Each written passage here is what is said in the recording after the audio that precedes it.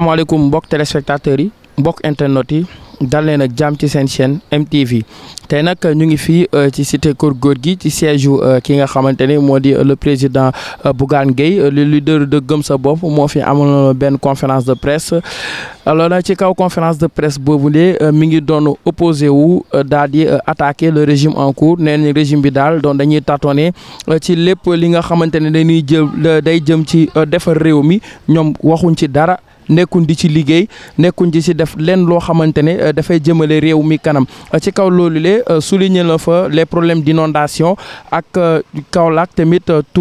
problème d'inondation yi nga xamante ne dafa am Touba ak Kaolack et même Kolda aussi wax na si lu bëri li si jëm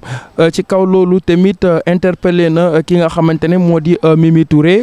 souligner na fa rapport FMI bi pour mu wax si nee na comme que Mimi Touré dafa bëgg ay leeral comme le fait aussi mu waxoon ni Amadou Ba na leeral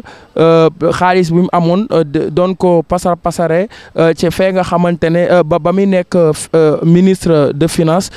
apporté na si apporté ay leeral de la même façon aussi Bougane moom aussi mu ngi koy interpeller tamit à ce que moom aussi mu apporté ay preuves ci li nga xamante ne moo di rapport IGE parce que IGE tamit daf ko joxeñ baaraam moom aussi boobu ba léegi waxul aussi ci lépp li nga xamante ne dafa jëm ci rapport FMI alors donc dañuy daal di déglu Bougane au micro mu daal di dugg au fond du sujet.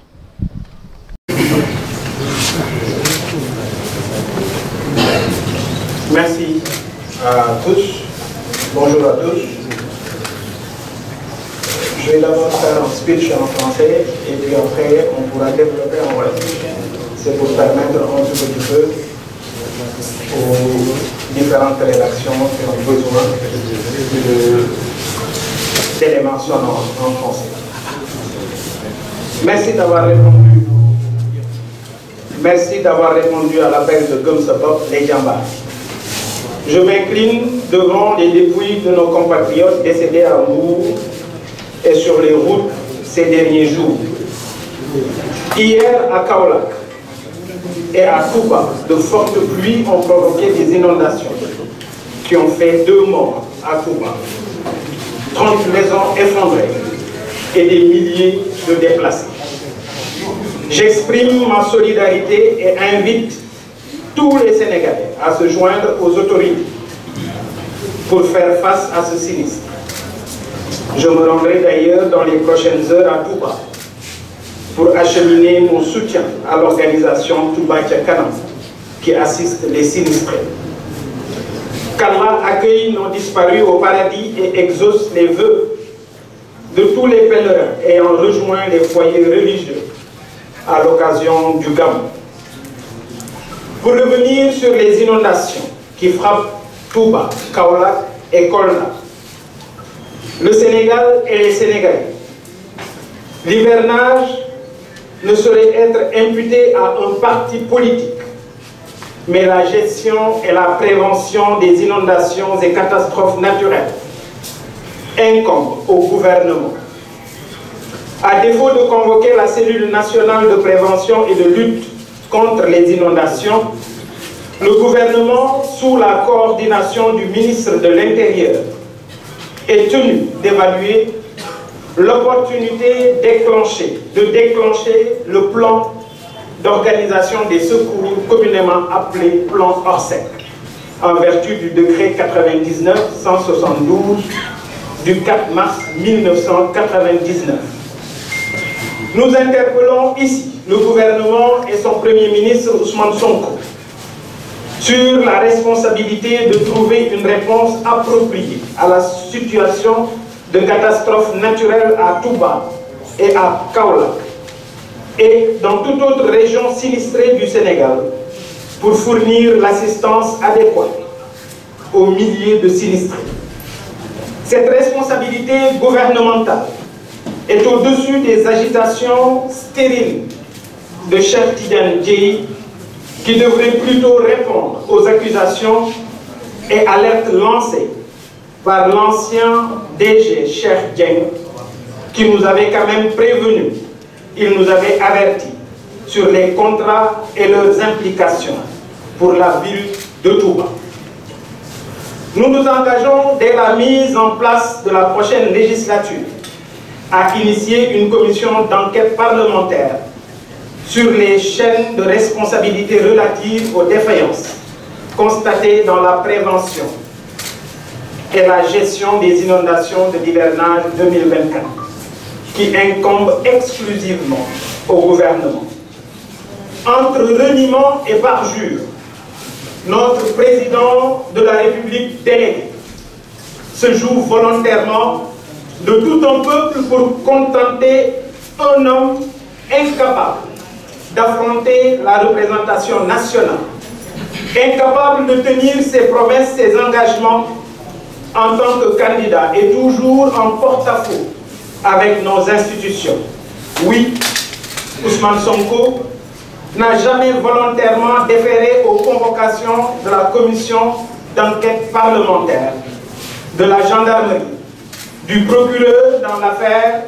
des procès Mame Mbaye Niang et Adji Sarr. Constatation d'autant plus grave et sérieuse que la vie constitutionnelle de notre pays a été vidée de toute sa quintessence à la place des institutions constitutionnelles, dotées d'une fonctionnalité connue de tous. On nous impose aujourd'hui un régime d'amalgame et de confusion, de rôle au sommet de l'État et au profit de la volonté exclusive d'un seul homme, le président du parti PASTEF, devenu depuis avril 2024 le président de fait du Sénégal, sans avoir prêté serment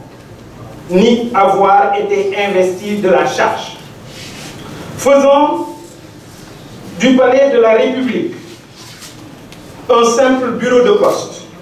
et du président élu un simple militant de PASTEF.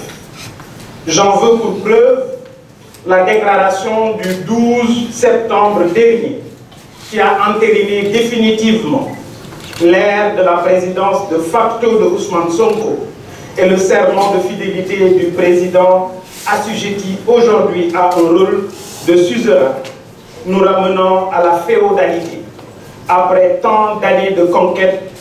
pour une démocratie que tout le monde envie. C'est le début d'un grand totalitarisme. En juillet 2023, Ousmane Sonko mettait toute la responsabilité de l'immigration clandestine sur le dos de l'ancien régime. Aujourd'hui, devant plus de 200 morts et disparus à Mbour, il n'ose pas s'y rendre, ne serait-ce que pour présenter ses condoléances. Sa nouvelle doctrine, Koulap Seyaï Djura, et le pansement de Diomaye se résume en un seul mot, le yole yole. Les accidents de la circulation déciment nos familles. Il ne se passe plus un jour sans accident mortel. Incapacité, aïgaf ou mysticisme, je veux en tirer rationnellement la conclusion que ces nouvelles autorités sont incapables, inaptes à assumer la fonction au point de générer les réponses structurelles face à ces menaces qui déciment nos familles sur nos routes. Le Sénégal ne mérite pas la tragédie qu'on lui impose. Dissoudre l'Assemblée nationale pour éteindre les scandales de l'ONAS et de l'ASER, le refus de la criminalité, de la criminalisation de l'homosexualité, l'abrogation de la loi d'amnistie pour les 86 morts, l'exclusion de la présidence de la République d'un homme prêt à exterminer les tarikhas du pays, je vous parlais de Omar Diagne, faire oublier la dictature rampante. Cette dictature rampante avec les arrestations tous azimuts, comme c'est le cas du commissaire Cheikhna Keïta. Vous avez entendu le cri de cœur de sa fille. Les arrestations de Ahmed Suzanne Kamara, Bah Diakhaté et Imamda. À ce tableau sombre s'ajoute une économie à terre avec un taux de croissance revu à la baisse, une masse salariale en hausse, des recrutements partisans dans la fonction publique, une flambée exponentielle des prix, des emprunts inefficients, d'où l'inquiétude de la mission du FMI sur les perspectives économiques sombres de notre pays. Entre l'amateurisme et l'incompétence du duo Diomaye-Sonko, le duo Diomaye-Sonko transforme le Sénégal en empire du mensonge et des stagiaires qui sont en train d'affaisser l'État du Sénégal. Mesdames et messieurs, la résistance s'impose pour sauver notre pays. Et cela commence tout de suite. Car la suppression du parrainage assortie à la caution de 15 millions de nos francs va forcément encourager la multiplication des listes, ceci en vue d'une victoire facile de Pastef. Ça ne passera pas. J'invite toutes les forces vives à s'unir pour que Ousmane Sonko ne voit pas le perchoir de l'Assemblée nationale. Le 17 novembre, il faudra voter pour l'opposition afin de sauver le Sénégal et barrer la route aux stagiaires et leur imposer la cohabitation avec un gouvernement d'hommes d'État à la dimension du Sénégal. Mesdames, Messieurs, hier, le pôle financier a été installé. Le président de la République, notre président délégué, a annoncé le début de la reddition des comptes. J'applaudis. Que les coupables paient. Que cette reddition des comptes ne soit pas une arme politique. D'ailleurs, dès demain, nous, Gumsaba, allons déposer 3 plaintes sur les dossiers de l'ONAS, de ASER et sur l'emprunt des eurobonds. Nous sommes pour la reddition des comptes, oui, aux procédures judiciaires, mais que toutes les procédures judiciaires soient considérées. J'interpelle ici le ministre de la Justice, garde des Sceaux, le procureur de la République, l'Union des magistrats, les cours et tribunaux, sur le sort que le système judiciaire réserve à l'ordonnance de renvoi et de mise en accusation du doyen des juges d'instruction Omar Maham Diallo en date du 17 janvier 2023. Car il ne saurait y avoir de justice à double vitesse. Le principe d'égalité par la loi, dans la loi et pour la loi s'impose à tous les citoyens sénégalais qui sont d'égale dignité. Et notre code de procédure pénale ne saurait aménager une niche d'impunité taillée sur mesure pour un citoyen, fût-il un Premier ministre. Lundi dernier, vous avez suivi la conférence de presse de la chèvre de Roubaix. Ancienne pièce maîtresse du système est subitement devenue porte-parole des anciens détracteurs du système. Elle est sortie pour attaquer le bilan économique de l'ancien régime, dont elle est comptable à 100%. Cette baguette du système, incapable de gérer le carnet de rendez-vous de Suite Boti, devait nous expliquer le rapport de l'IGE qui parle de sa gestion au Conseil économique, social et environnemental, qu'elle dissipe les inquiétudes du FMI sur notre économie, qu'elle nous clarifie la destination des 450 milliards d'euros, les bénéficiaires de 1148 contrats spéciaux signés depuis avril 2024 pour une explosion de notre masse salariale de 114 milliards à 116 milliards. Et aussi, elle devrait normalement s'expliquer sur l'omerta, sur la déclaration de patrimoine de Ousmane Sonko. Nous interpellons d'ailleurs, par la même occasion, l'inspection générale d'État sur l'utilisation de plus de 12 milliards de nos francs par la primature durant le second trimestre 2024. Enfin, après plus de que 15 voyages bredouilles, Diomaye est rentré de la Chine tout dernièrement avec 27 milliards. Bravo. On voudrait savoir quelles sont les conditions de cette aide. Allons-nous accepter d'autres bateaux sur nos côtes pendant que nos pêcheurs de Guet-Ndar à Kafountine, en passant par Kayar, Joal, Diwalo, Mbour, ces pêcheurs demandent tout bonnement la suppression des licences accordées aux navires étrangers. Je voudrais, pour terminer, demander au président délégué, président de la République, de cesser d'être un figurant à la tête de l'État. Qu'il comprenne que le véritable échec prend sa racine au sein des limites qu'il a établies dans son esprit, avec sa première limite qui réside dans le Diomaye mooy Sonko. Ne gëm boppam, puisque demain, à l'heure du bilan, l'histoire retiendra le passif et l'actif de Diomaye.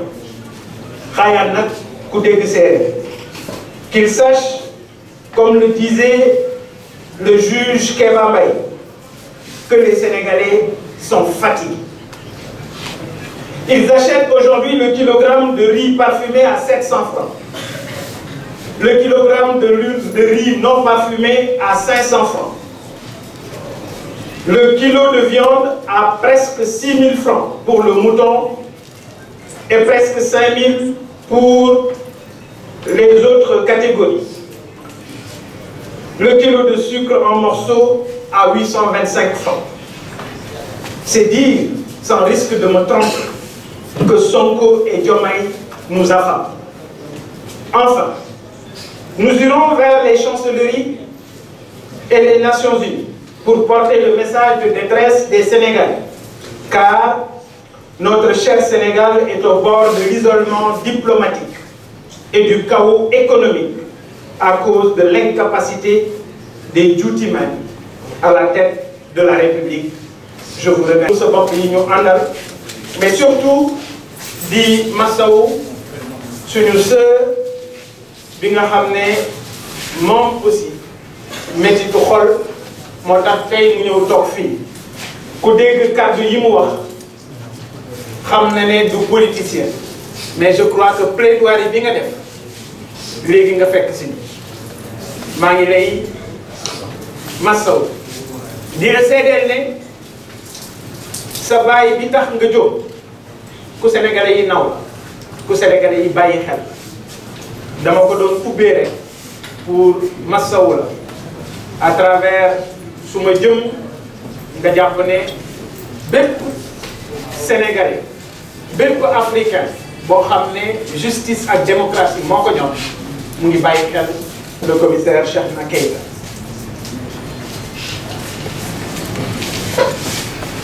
may jaale ñëpp ñi nga xam ne ñàkk nañu ci fan yii li fi xew mu di ñiy dee ci géej gi, mais surtout régime bu ay gaaf bi mu ñëwee ak léegi nit ñi nga xam ne ñu ngi faatu ci anam bu nekk. May jaale seeni mbokk. démb diggante Kaolack, Touba ak Kolda am na taw yu métti yu fa am mu indi ay inondation fu ci mel ni Touba ñaari nit ñàkk nañu fa seen bakkan.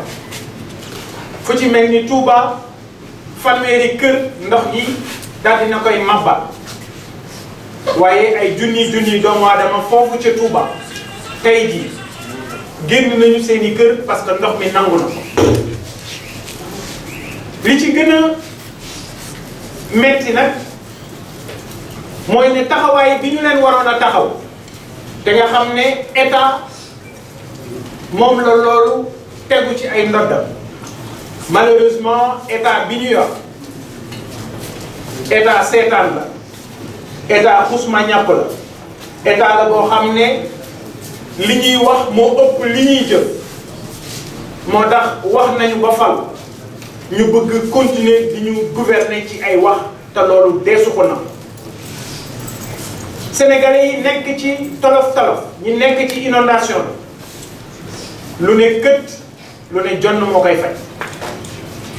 moo tax ma woote mais sénégalais yi ku ci nekk jóg leen ngeen dem ànd ak autorité yi lu waay am lu waay mën pour jàppale leen nañu jóg te xam ne Sénégal lañu ko defal suñu ay mbokk lañu ko defal suñu ay doom lañu ko defal suñu ay jarbaat lañu ko defal suñu njaboot lañu ko defal mais Sénégal ci boppam lañu koy defal organisation bi war nag ci secours yooyu état daf ko organiser moo tax ci sama kàddu dégg ngeen ma ne ndimbal taxawuñu nekk ci mbënd mënuñoo jël nawet bi di ko askanale naan nawet bii du suñu nawet ak nawet bee di ñëw mooy suñu nawet waaw ana nawet bi yàlla ma ne bu ñu caaxaane réew nawet mënee su ko féetale ak di ko askanale déedéet bu musiba taxawee ci réew mi lu ne kët lu ne jonn moo koy faj et état dañu ko organiser moo tax am na cellule boo xam ne ci état dafay organiser lépp lu jëm ci wàllu coordination ci mbirum prévention jëm ci mbirum mbënd ak lu ñu dem waaye bu fekkee ne ñi ñu fi nekkal tëli nañu tëli boo xam ne ba waajal mbir mënuñu koo def waay nañu déclencher sax plan Orsec parce que plan Orsec dafa bokk ci architecture bi nga xam ne état daf ko prévoir pour catastrophe yu mel ni ñu war leen a taxaw te loolu ministre de l'intérieur moom moo war a décider pour déclencher le plan Orsec plan Orsec boobu Touba mérito nañu ko wax dëgg yàlla ndax nag bu ñuy fàttali Touba xëdd nañu wote yi ndogu nañu jubilé gàmmu nañu génn seen kër kon war nañ leen bàyyi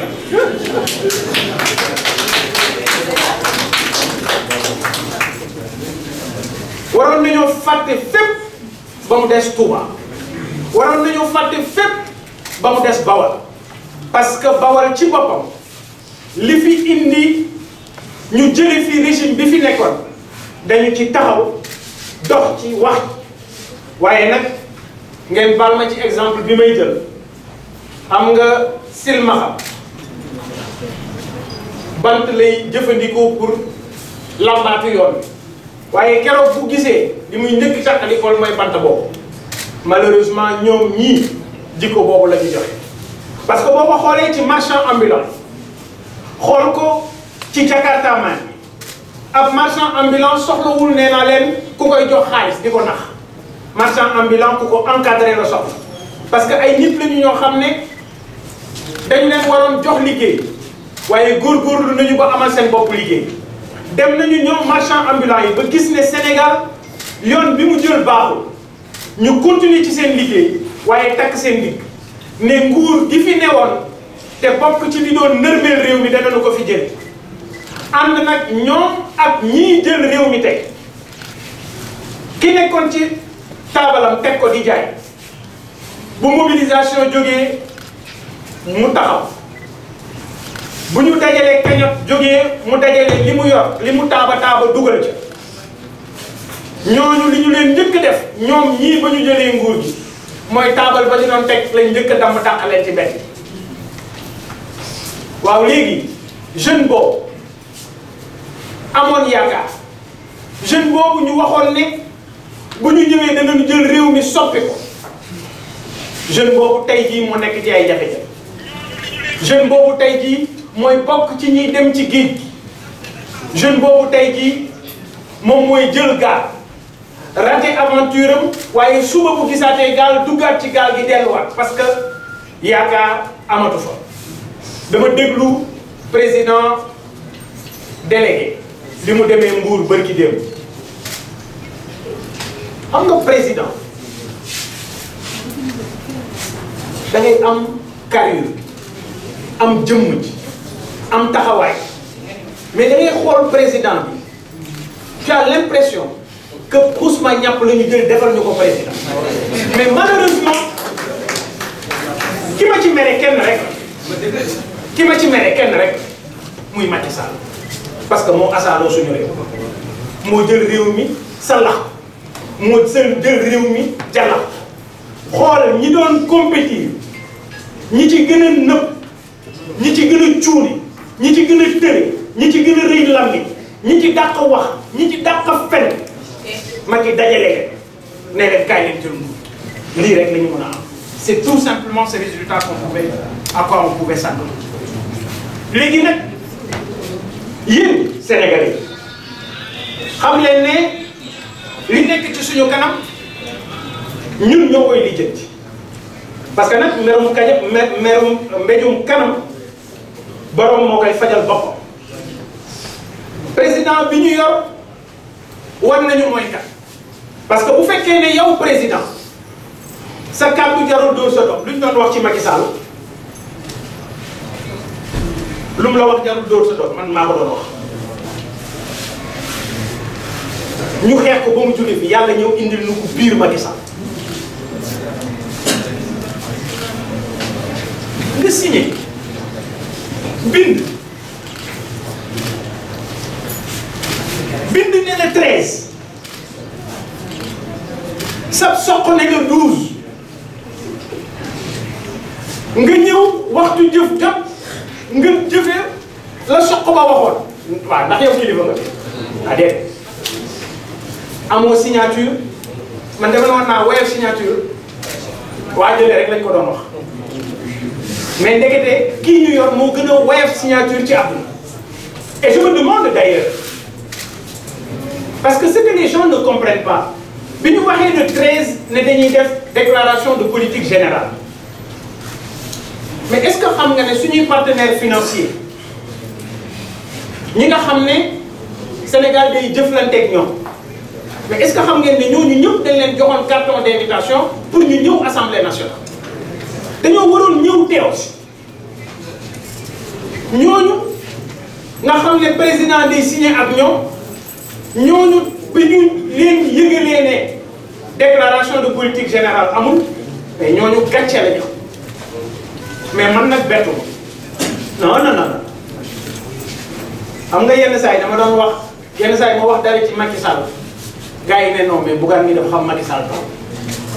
Bougane dafa ñeme Macky Sall taw ma ne leen ñemewu ma ko xamuma ko mais dama ko jàng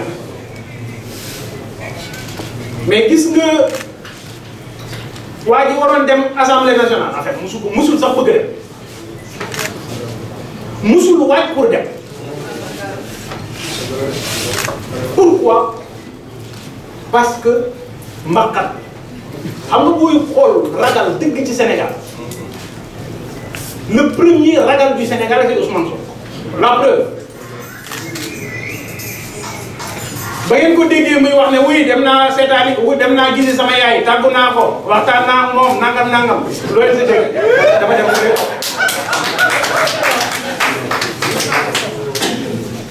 dama dem fële tof c'est juste pour vous dire nit ki la ko dégg muy xëbari di ubbi dënn dara nekku fa mbakat la boo xam ne bu nee dënn mu départ ku ne gis na vidéo yi nga xam ne mu ngay dugg ci garage boobu ñu ubbi woon parce que tout simplement qu'est-ce qui se passe lan la Assemblée nationale après gars yi ne ma non war na mën a dem Assemblée nationale man leen du dem da ngeen mos a gis Ousmane Sonko ci débat contradictoire waxal d'accord ma tontu moom même buy dajale ay nitam day xool ay journalistes am yoo xam ne dictée préparé la ñuy def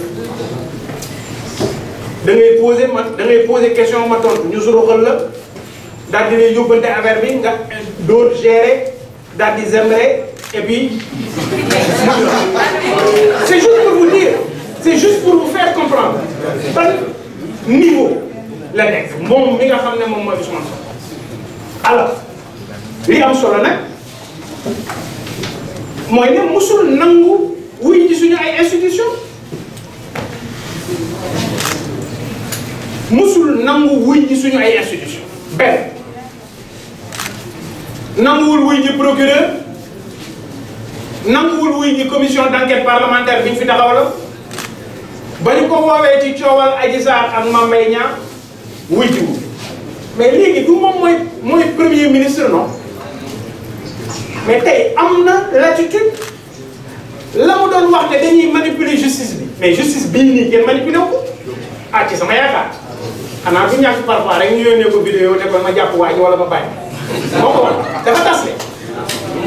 maanaam lu nit di diil ak moom bu yóbboo nga ànd ak yàlla te xam looy wax du ne nitu dëgg la de maanaam làmmiñ bi moo mënul téye secret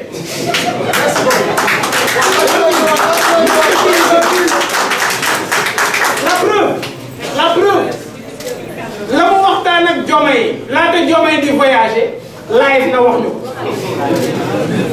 bi Diomaye ñëwee def discours solennel daanaka da doon waxaat rek parce que li mu doon wax yëpp ñu xam ne la preuve bu ngeen fàttalikoo moom Diomaye bi muy def discours am bi muy wax wolof bi man posté naa sama réaction bi muy posté moom bi muy def discours am deuxième partie man njiitu gëm sa bopp posté naa sama réaction parce que fekk na man bind naa damay bind ba pare parce que xam naa la mu doon wax mais kon nit kooku du nit koo xam ne nit ku ñu war a bàyyi xel du nit koo xam ne nit ku ñi war a jox seen ëllëg parce que nag tey jii li xew ci réew mi bu ngeen ko xoolee yéen ñëpp xam ngeen ne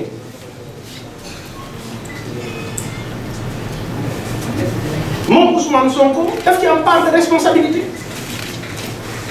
parce que daaw bu mbëkk mi amaan ñi ñi dee day génn ne cuune nañu xamuñu dara xamuñu ni ñu yore réew mi mais moom ñooñu ñoo yem parce que man moom mos a nekk sama gëm-gëm man dama mos a gëm ne moom Ousmane Sonko ak ñooñu ñu fi jëlee ñoo yem ñee tane ko tuut sax parce que ñee au moins am nañu expérience ci nguur moom Ousmane Sonko amul expérience ci dara dagg juuti donc la mos a def ci àdduna non mais c'est la réalité mais dites-moi en vérité Ousmane Sonko bu weesoo mbindaanam ak gardien bi ci buntu këram ku mos a liggéeyloo yow mii yor sa site internet au moins yow yaa ngi góorgóorlu yaa ngi liggéeyal sa bopp xëy na am na benn caméraman boo jël am na benn infographiste boo xam ne di nga xarmat ak moom ci roq bi moom li ma dégg ne mus na koo taxawal ci business yëpp benn dox ci am na sax benn restaurant bu ñu tuddee woon le tabouret xaw ma baax mais mënul dox dara dox parce que xamul en vérité ñun ñoo sonal suñu bopp démb maa ngi koy wax sama benn xarit ma ne ko Diomaye bi ma gisee déclaration de patrimoine am ba ma ko xoolee dafa am déficitu 48 millions maanaam yoreel na banque bi ci bi ñuy xayma lépp 48 millions yoo xam ne bor la ku mënul régler sa bopp sa problème bu 48 millions ndax mun ngaa régler sénégalais bu nekk problème amuloo xam-xam bi amuloo jaar-jaar amuloo yéene bi parce que président de la république il faut mu nekk ambition il faut mu nekk loo xam ne da ngay yeewu di ko gént di nelaw di ko xalaat di xool naan borom Jakarta bii nu ma koy changer les dundam ëllëg barke Xaadimul Mustafa bu ma duggee ci àll bi bu ma gisee néegu ñax suma xol day metti sama xol yëpp ak sama xalaat mooy nu may def ba néegu ñax yi nekk ci village yi ci àll bi ñu soppar ñu ko ñu am dëkk yoo xam ne en dur la parce que nag àdduna weesu na foofu et fépp foo xam foo yaakaar ci Sénégal teg naa fa suma tànk gone yi dañoo jaaxle jeunes yi dem ci mbëkk bi dañu sonn jeunes yi dem ci mbëkk bi dañu amoon yaakaar ci ñi fi nekk jeunes yi dem ci mbëkk mi tekkiwul ne ay alafinti rek lañu déedéet daf ci am ñoo xam ne dañu am seen liggéey fii ci Sénégal am ñoo xam ne ñu ngi faj bu mu gàcce fii ci Sénégal mais dem nañu boobu li ñu leen digoon waxoon leen ko ci réew mi gisuñu ko mujj gi dafa mel ni dafa am beneen slogan pour lab sa yaay juraat gis nga ko fu mbënd mi amaan fu mbëkk mi amaan am ñu dee mu génn def live Mbour ñaar fukki nit ñoo fa génn àdduna ñaari téeméeri nit ñoo fa génn àdduna am na benn militant wu gëm sa bopp bu jàppoon mooy ki ñu doon dawal moom li ko muccal ndeysaan nee na dañoo jël gaalu looco bi mooy gaal gu ndaw dem ba ca gaal gu mag ga bañ demee ci gaal gu mag ga ñu fay jàppante am ay xeex am ñoo xam ne fay ñu ne dañoo bëgg yëg moom comme chauffeur la tàng xol la mu daal di wàññeekuwaat ne day ñibbi lii moo tax bokkul ca ñooñu fa des bi ñu demee Mbour moo ñu dawal c'est juste pour vous dire am na ñu doon wax ne gëmuñu la réalité du pouvoir am na ñu doon wax ne gëmuñu ne dafa am nu ñu yore nguur bu problème amee ñu jël seen ay journalistes jël seen ay chroniqueurs jël seen ay tiktokers yenn saa yi sax nga gis léegi caméraman yi sax léegi dañu sot nee na ñooy yaay dañ leen di tontul ñoom. Pourquoi? Parce que tout simplement ñoom ñoo nekk ci nguur gi am seeni journaliste fenkat am seeni tiktokeur fenkat am seeni garabu fenkat am seeni li ñuy wax influenceur fenkat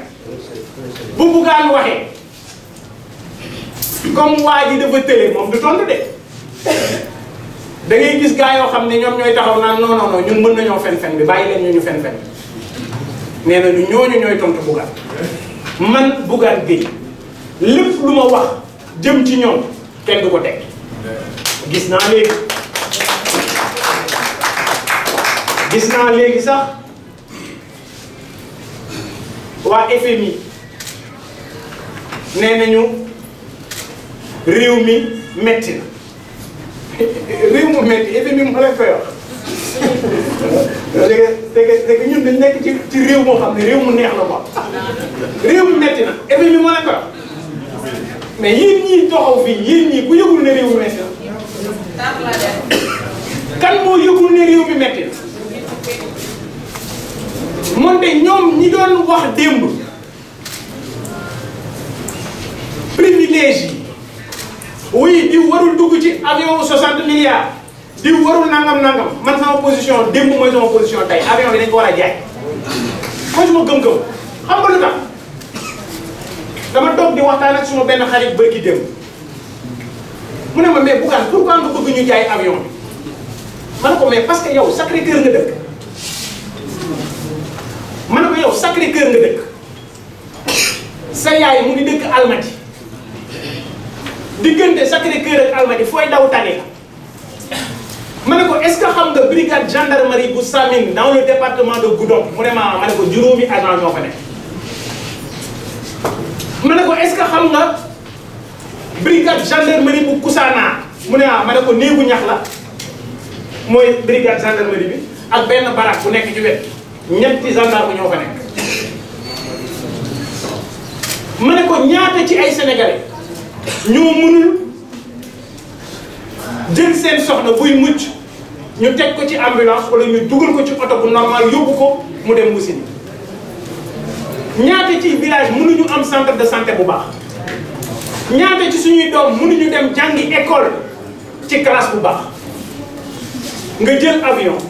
def ci 60 milliards monte de moment boobu école yi ñuy tuddee classe yi ñuy tuddee abri provisoire pour ñu raafal ko Sénégal dootu fi am 30 milliards mooy régler problème bi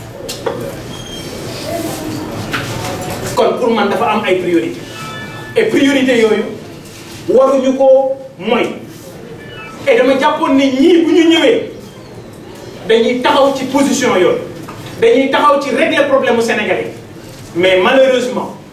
les privilèges sont toujours là mais c'est les privilégiés qui ont changé. gis ngeen bërki dem benn ministre yegg na sax ba ci wax ne boo ma yónnee CV boo ci bindul ne Pastef nga bokk man CV boobu intéressé wu nga gis ne bërki démb génne nañu rapport buy wane ne junni ci nit ak téeméer ak ñeent fukk ak juróom-ñett junni 1148 jël nañu leen defal leen ay contrats spéciaux yokk salaire yi ñu doon fayu ci état bi jëlee ko 114 milliards dolli ci yeneen ñaari milliards muy 116 milliards moom Ousmane Sonko mi doon wax ne réew mi dañ koy yor bu baax ci ñetti weer yi ñu génn moom primature 12 milliards la jëfandikoo moom Diomaye ca présidence 34 milliards la jëfandikoo yéen ñii la réew mi naqari ci yéen yow sénégalais bii jóg di taaba taaba yow mii kobar jaasi yow mii toltolaan togg añ tibb ci reer yow la Sénégal jafe ci yow mais ñoom ñi nekk ci nguur gi non Sénégal jafewul ci ñoom Sénégal bu neex ñoom la ñuy dund la ñu doon gis ci Macky Sall ñuy gundaandaat yor alalu réew mi di ci def seen balaxal mandat tey jii ñoom foofu la ñu toll donc yéen Sénégalais yi fexe leen ngeen yeew sama combat ça a toujours été de combattre la politique politicienne malheureusement li ñu gis ak ñii fi nekk c'est pire ci politique politicienne dëgg la ñu nekk li koy firndeel mooy jàpp yi ñuy jàpp nit ñi ana Bah Diakhaté tëdd na ba génn Imam Ndaw tëdd na ba génn commissaire Cheikhna Keita tey jii pour li mu wax nga xam ne mënoon nga ne ko sax demal comme yëf bi amewul ni ñu ko waxee weddi ko mu dem taxaw weddiwaat ko waaye dañu koy jël dóor ci kaso xam nga lan lañ ci jublu pour gars yi ci ginnaaw pour gars yi tiit xamul ne gars yi pare nañ yàgg suma doom bi dafa ñëw fekk suma nekk sac bu noir bi ma teg ko mu ne mais papa j'ai vu que ce sac là est toujours là ça bouge pas ma ne ko oui c'est mon sac pour la prison. Ah non ñii fi nekk ñii ñoo gën a nekk musiba Macky Sall parce que li Macky Sall doon seet kus néew ci dara ñii dañu rusul dara xam nga nit boo amul xam nga Macky Sall sax boo demoon ba gis ne Macky Sall def na lu mu warul def nga ne xaaral ma dem xooli Thierno Madani wala xaaral ma dem Louga ca Thierno Bachir wax ak moom mais ñii koy waxal amuñu sëriñ wéeruñu fenn kan ngay waxal la preuve on nous parle de Cheikh de Ousmane Diagne de Omar Diagne mais Omar Diagne ku ne xam na la mu daan wax kenn baal ma sax ci li may tudd turam parce que pour man wax dëgg yàlla jarul tardé mais Omar Diagne li muy wax ci këru diine yi ñoom ña ko fal bàyyi ko ca poste ba mu nekk ba léegi man naa nekk ci benn société moom sama kër man jël la sama signature teg la nga jàkkaarloog samay kilifa naan ma ñii gëwuma leen bind sama révérence dootoo ko nekk rek parce que booy ñëw suba doo dugg yow kon nag boo Cheikh Oumar Diagne xaw ma dese biir président de la République c'est parce que la muy wax dafa bokk ci seen projet c'est parce que la muy wax dafa bokk ci loolu ñu tuddee daawa la Cheikh Oumar Diagne di wax dafa bokk ci nërmee tarixe yi mais nag loolu moo leen di të loolu moom mooy të projet bi loolu moom mooy jaaxal projet parce que suñu magi diine yi dañu defar réew mi suñu magi diine yi dañu leen jox bopp suñu magi diine yi ñoom ñooñu gënal ñun suñu jëmm yi xam nga ñun dañuy xeex pour démocratie démocratie mooy ku ñëpp àndal mais ñun ci këri diine yi amul démocratie ñun ñoo naan sëñ bi kaay yaa ñuy jiite loolu amul la preuve tubaab wutalu ko nu tur sax dañuy wax démocratie wax royaume mais kaay yaa may jiite tubaab amalu ko tur kon ñun foofu lañ toll ngalla nañ ñu bàyyeeg suñu diine ngalla nañ ñu bàyyeeg suñu këru diine ñoom ñi gëmul dara na leen yàlla dimbaleeg seen ñàkkuk ngëm mais li wóor mooy danañu xar suñu tànk tuba pour que lii nga xam ne moo nekk ci réew mi ñu daal di ko fii jëlee ci nu mu gën a gaaw parce que nag gis ngeen li xew ci wàllu élection législative nee nañu danañu ko def le 17 novembre man defe woon naa ne xeex njiitu njublan ci Macky Sall laa koy mujjee mais niki di ñii dañoo njublan ba mel ni garabu yoo ci dënn. Conseil constitutionnel tontu na président délégué le 11 juillet du mois 11 juillet ak maintenant ça fait 2 mois kañ lañu publier décision bi ci journal officiel démb le 17 démb maanaam pendant 2 mois téye nañu document bi ñoom garder ko le 12 bi Diomaye di def récité boobu mu doon récité dicté préparé boobu bi mu koy génne képp ku bokk Pastef ku dem ci benn plateau de télé da ngay taal sa téléphone wan Sénégalais yi ne yow yor nga décision conseil constitutionnel man jàppoon naa ne Macky Sall dong lay xeex ci njublan mais nekkati ñii ñoo gën a njublan Ismaïla Yassine kon vous les Sénégalais vous êtes avertis parce que élection yi ñu jëm li ñu ci bëgg mooy gis ngeen dindi nañu parrainage gis naa waa ji ñàkk xorom sax mu naan buy parrainage bi ñu dindi mooy waa seen waajoo ñu doon yoroon sécurité bi te ñu jox ko ko xam nga inspecteur des impôts bu ñu dégg sécurité waroo aay voilà nee na am na ñoo xam ne dindil nañu leen parrainage bi xam naa ne ñu ngay fekk ma ne ko man bu fekkee ne man nii maa la taxee wax yow ça veut dire que yow xamuloo ko man bokk ci élection ak ñàkk bokk ci élection yii ñu jëm bu ñu ci bokkutoon ma takk sama ndigg baatal campagne parce que sama tollu woon ak Macky Sall foofu laa toll ak ñii te ñii du ma leen may dara moom Ousmane Sonko bu yeboo na xam ne lu mu ko jaral pour yàq réew